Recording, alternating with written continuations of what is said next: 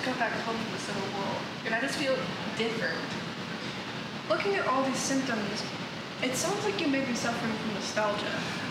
PTSD, or post-traumatic stress disorder, is characterized by intrusive thoughts, anxiety, depression, guilt, flashbacks, irritability, and avoiding situations relating to the traumatic event. Considering how common PTSD can be, it is a relatively new diagnosis. In the 1980s, the term PTSD was first included in the DSM. The amygdala triggers a response that is meant to ensure survival, but is triggered more easily in those with PTSD, so non-harmful events may trigger the amygdala. The prefrontal cortex is responsible for decision-making and regulating responses triggered by the amygdala. When someone has PTSD, their prefrontal cortex doesn't work as needed. For people with PTSD, the hippocampus seems to be related to unwanted feelings popping up, a constant need to look out for threats, and difficulty remembering traumatic events. Some of the first accounts of symptoms similar to PTSD started all the way back in ancient times. The term nostalgia was later coined by Austrian physician Joseph Leopold and was described as feelings of sadness, missing home, problems sleeping, and anxiety.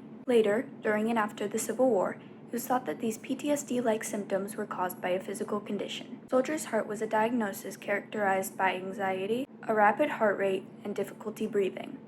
There was also DaCosta's syndrome, an overstimulation of the heart's nervous system. After the end of World War I, there was a new condition that shared symptoms of PTSD called shell shock. Shell shock was the first of these symptoms to be attributed to a damage to the brain.